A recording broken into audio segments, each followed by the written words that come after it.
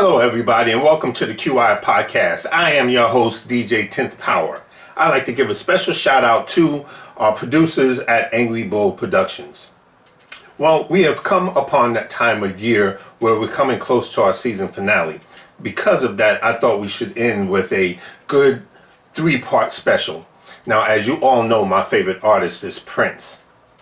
And when an artist works in the studio, one of the most important persons in that studio that artist works with is the producer and the sound engineer. Now, since Prince produces himself, then that single most important person is the sound engineer. In this case, that happens to be Dr. Susan Rogers. And she was kind enough to allow us to invade her space and let us have a conversation and learn some things about my favorite artist. Check this out.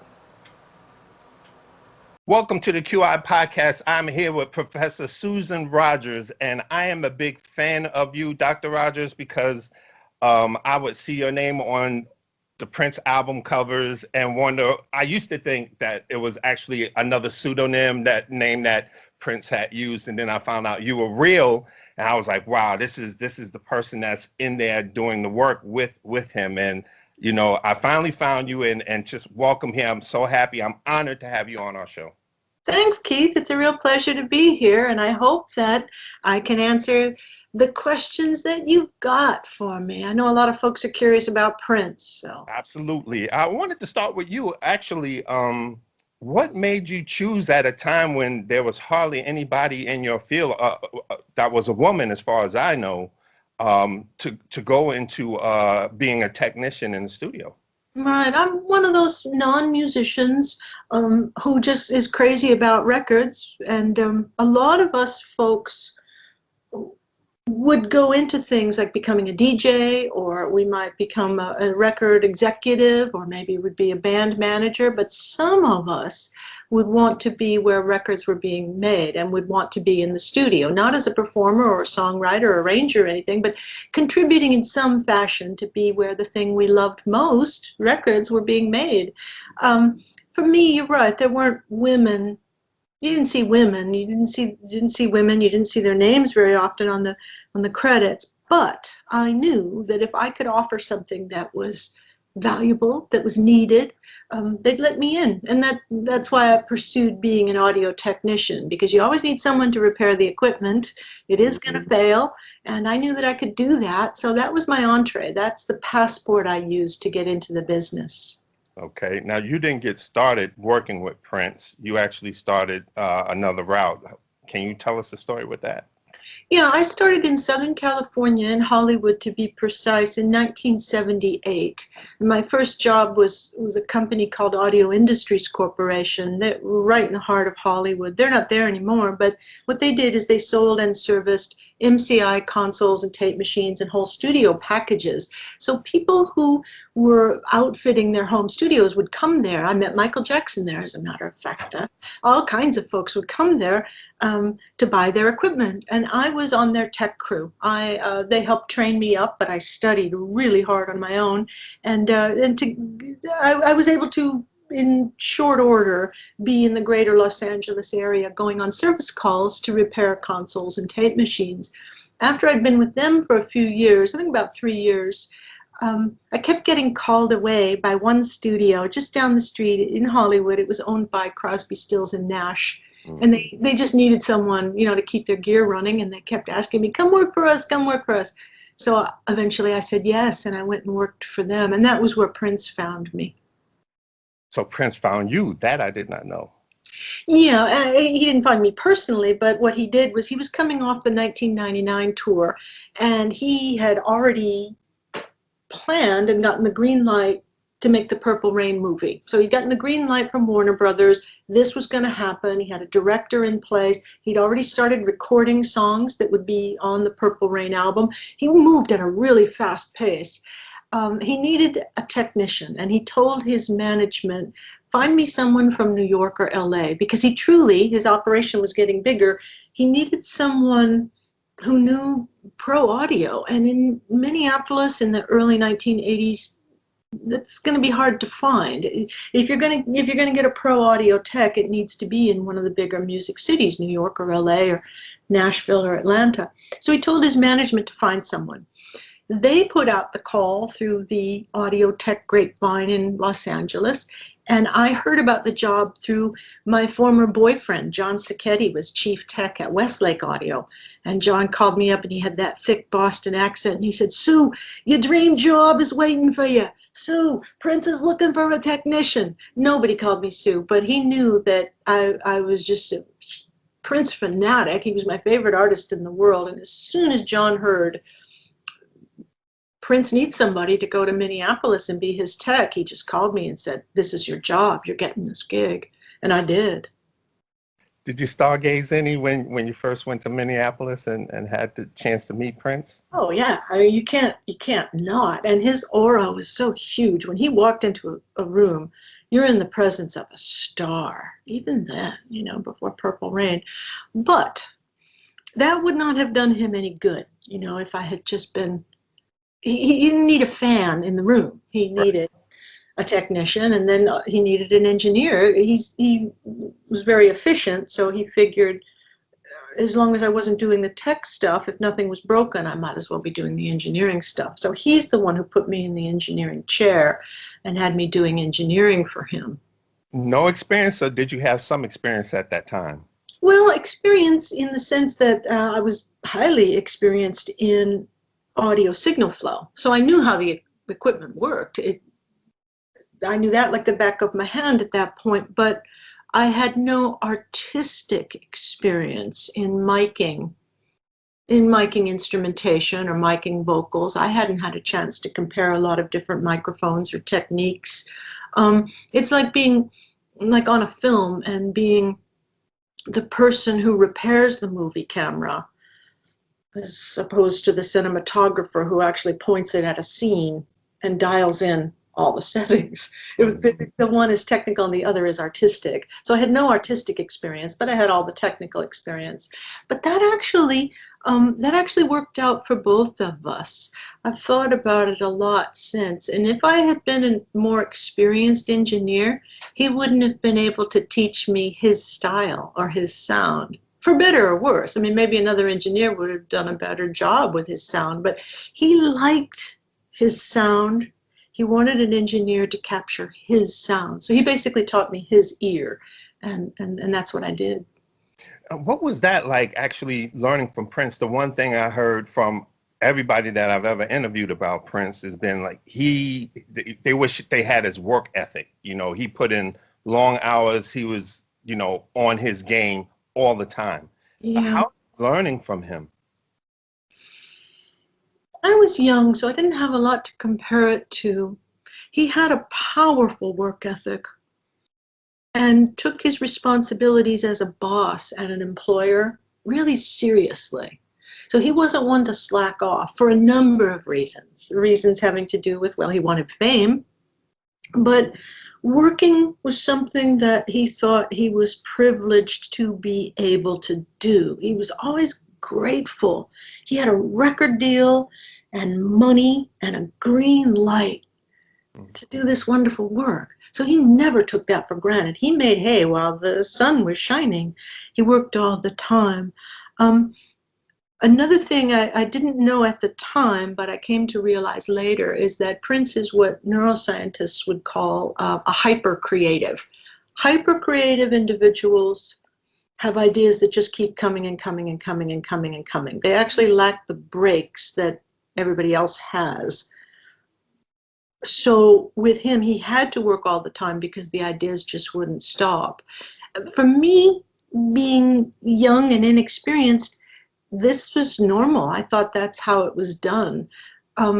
It wasn't until after I left Prince that I learned from working with other artists what Dylan Dresdow was an engineer who worked with Beyonce, Rihanna, worked with Prince around 2013, I think. And Dylan said, no, you had to unlearn Prince.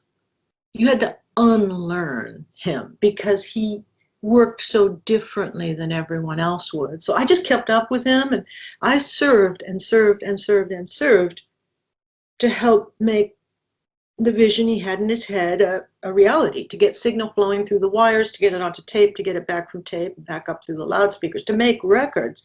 But in terms of learning his working methodology, it only helped when working with Prince, because nobody else worked like that.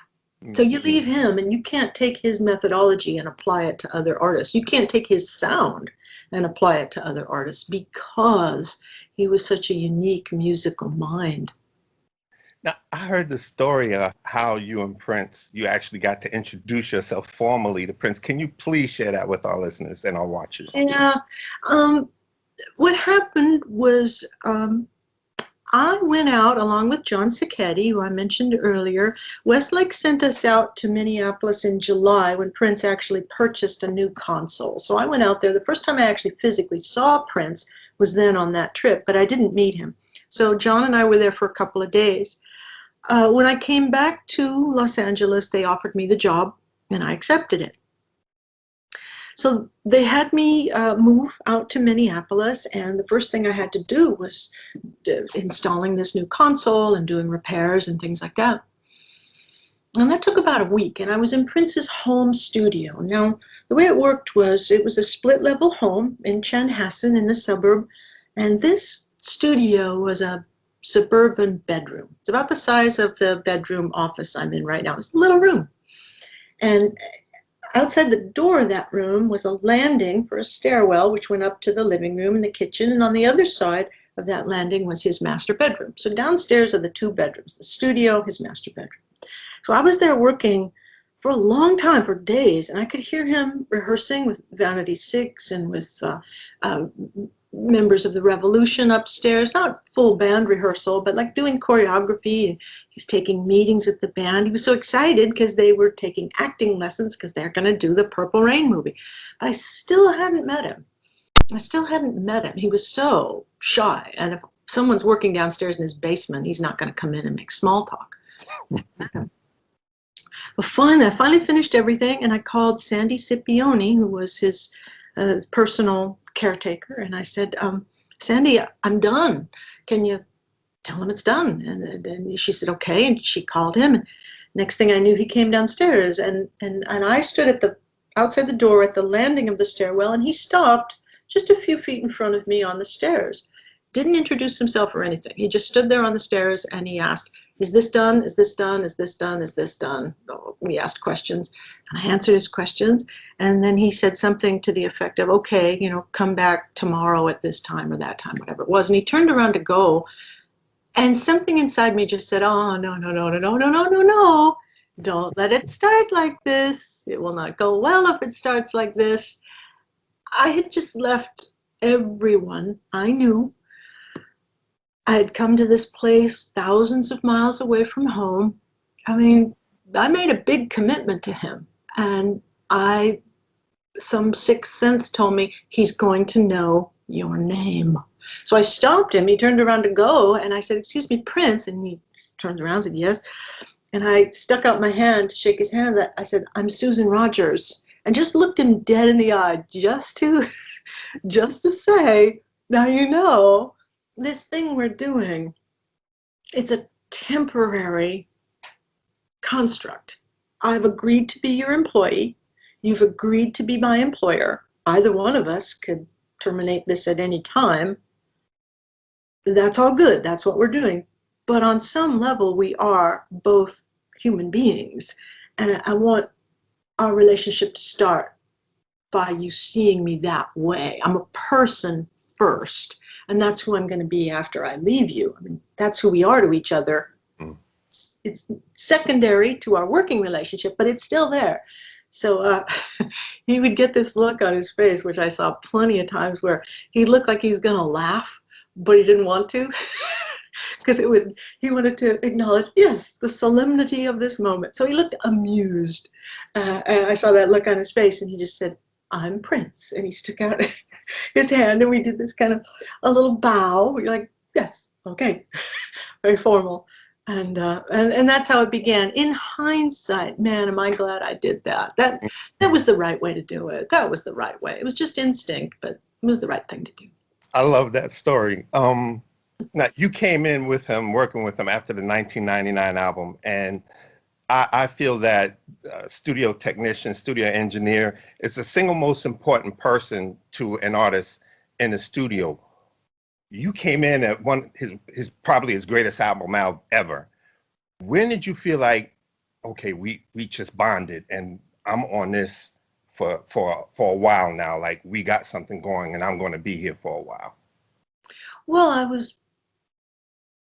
I mean, there's nothing I wanted more than to be there for a while. I knew that. There was no doubt in my mind that this is where I wanted to be, and I was going to work as hard as I could to be what he needed so I could stay there. But the moment, I think, when I realized he appreciated me, it actually came from Alan Leeds. Alan Leeds was his operations manager. Alan had worked with James Brown for a long time before Prince, and this is after we had shot the Purple Rain movie. It was some months later, after I'd started, springtime, I think, of the next year. We had shot the Purple Rain movie. We were in Los Angeles. We were doing pickup scenes. We had to film some more club scenes. So we were at a place called the Complex in LA. We had their soundstage there set up to look like First Avenue, and movie cameras were there, and the whole big crew and everything. And on stage during a lot of those songs, there was the fog machines. Now, fog machines leave an oily residue on the stage. Mm. So I'm there, and I didn't have much to do. We already had our playback stuff. I'm just there to be helpful if he needs me. But as they do a take, and then he'd be dancing on the next take, and the floor would be slippery, and he was sliding. And I saw that, and I ran out to the parking lot, and I found some planters, with trees, bushes, and stuff. And I scooped up handfuls of dirt, and I came running in, and I threw the dirt onto the stage to add some friction so they wouldn't slide. And I learned from Alan Leeds later that Prince was really happy about that, that he was pleased because I just took initiative and saw what needed to be done and jumped in and did it. He wasn't one for praise. Like, you wouldn't hear from him, "Oh, good job." It's just not who he was. But he showed his appreciation in other ways. And if you heard through the grapevine that he appreciated you, it's because he told someone to tell you that he appreciated you. It's just who he was. I get that from a lot of the books that I read about him. I just finished reading Morris Day's autobiography, and that gave me a lot of information as well. Did you do any work with The Time? No, I don't think so, except to the extent that I recorded tracks that that were on the Time album. So when we were on the Purple Rain tour, we were doing some work for Ice Cream Castle and doing some work for Sheila E.'s album, Glamorous Life, and things like that. And we'd go into recording studios after shows or days off, and we would make recordings that were then given to Morris to put his lead vocals on. I did some work with Jesse. I did quite a bit of work with Jesse. Jesse and I became friends, but I didn't go off and do sessions with The Time. No. What was the most difficult part, would you say, in the making of the Purple Rain, the album that went on with you and Prince? The most difficult part, you think? Do you mean of our personal relationship, or of the album itself, or what's difficult for me? There's stories in both. Please share. There's, it all moved pretty quickly, and Prince was so sublimely in control that I can't say that the work itself faced any serious difficulties. I mean, he was on top of his game, and that train was moving really fast. The most difficult thing, of course, was keeping up with him.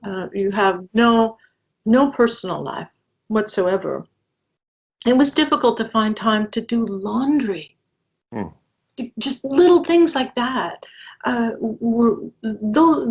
Managing the day-to-day life was probably the biggest challenge you had to face, and you just did it. You just figured out a way and you did it. To pay bills and things like that, when I look back on it, how did I ever manage? Remember, of course, before the internet, you had to put a check in an envelope and put a stamp on it and drop it off and get it paid. I think I remember I just paid a whole bunch of them, like kind of in advance. Here's some money. Just take this money, electric company, and let me know when I owe you more. Those were challenges, but you couldn't complain to him. I mean, he didn't care what you were going through. You were There was there to. never a time where you were like, okay, look, you got to give me some time to take care of some personal issues here. There was never a time where that came. Once. It happened once. And now I regret that I did it. But we're on this on the soundstage in Minneapolis. It wasn't a soundstage. It was the scene where Apollonia 6 is rehearsing with Morris and Jerome, and we're there, and it's in that old decrepit warehouse. We were there, and it was freezing cold, and I said to Susan Moonsey, who I had become close with her, or maybe it was Apollonia. I don't remember which one. I think it was Susan. I said, she was asking how I was doing, and I said, I'm exhausted. I haven't had a day off since I've been here, and I joined in August, and this is now like, I think, December.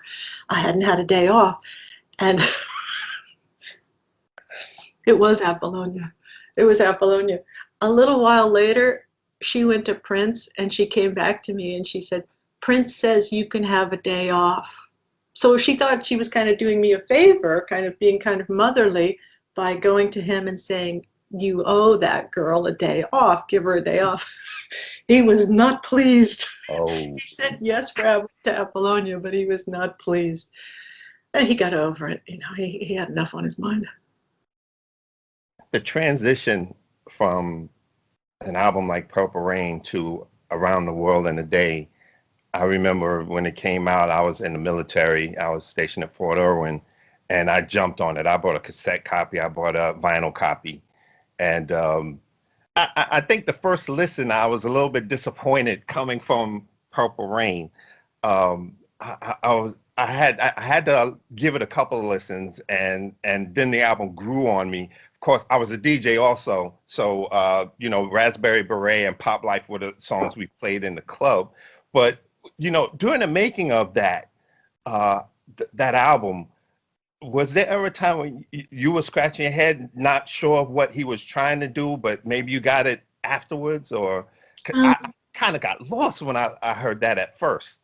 No, that's such a good question, but I just trusted him so completely. If I had been an experienced record maker, I might have wondered, what's he thinking? What's he doing? But I was not an experienced record maker, so anything he did, as far as I was concerned, had to have been right.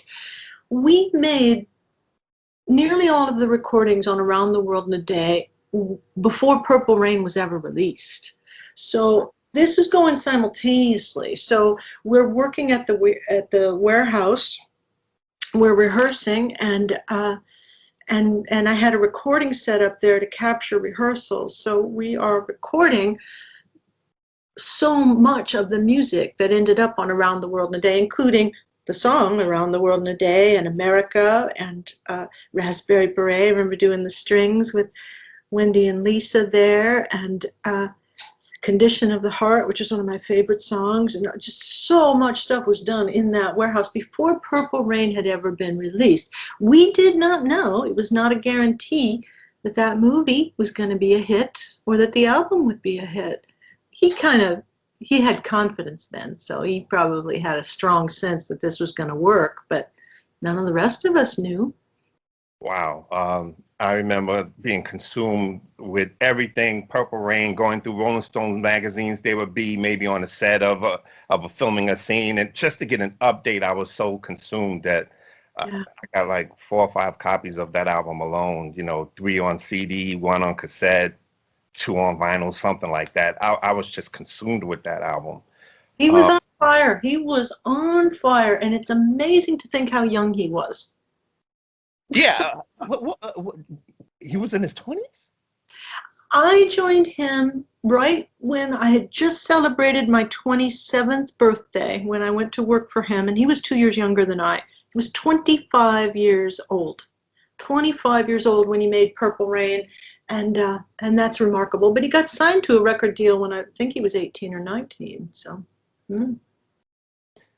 When the idea for Under the Cherry Moon came, Uh, did you ever have a thought, oh no, not another movie again? Or were you like, okay, here we go again? Or what was your first thought process when the idea came?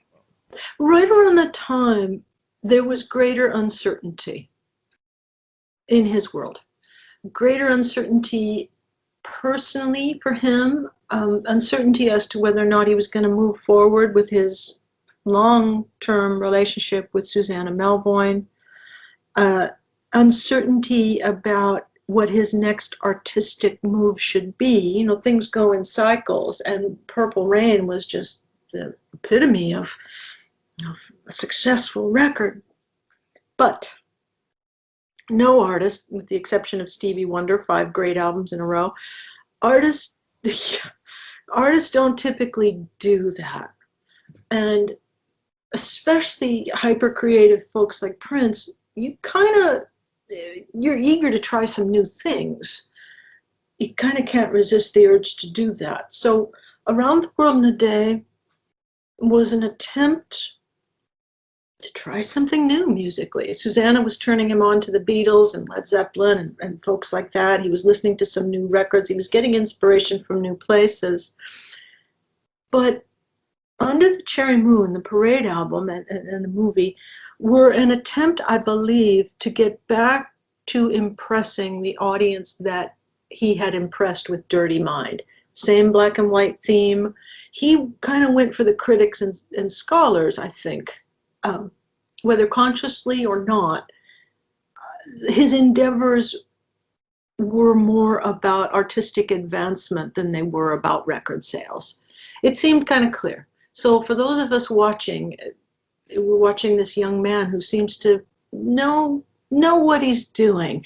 Now, the interesting thing about Prince is he, when I was with him anyway, was not concerned with singles. He just wasn't. He wasn't concerned with chart success. As he said, we make albums. We make albums. He loved the form of albums. Evidence for this is that he either gave away or nearly gave away his 2 most popular songs of all time, Nothing Compares to You and Kiss. Nothing Compares to You, wrote it, we recorded it right after he wrote it at the warehouse when I was with him. He gave it to the family. I mean, we slapped it together really fast, and give them the tape, it's theirs. And the same thing with the song Kiss, right around the time of the Parade album when he wrote it for Maserati, and we slapped it together really fast, gave it to them in the next studio, next door at Sunset Sound, and they came back, when he heard their backing vocals on it, he said, "Oh, that's great, I'm taking that back." So had he really been astute and really known what a great Prince song sounded like, he never would have given those away at all. But I think he wasn't concerned with things like that. And that'll do it for part 1 of my interview conversation with Dr. Susan Rogers. If you like this episode or past episodes, or like to be interviewed, or you just want to drop in a comment, hit us up at theqipodcast@gmail.com, or you can hit us across our social media on Facebook, Twitter, Instagram, The QI Podcast. I am your host, DJ 10th Power. Special shout out to Angry Bull Productions, and I will see you guys on part 2 of my conversation with Susan Rogers on the next episode.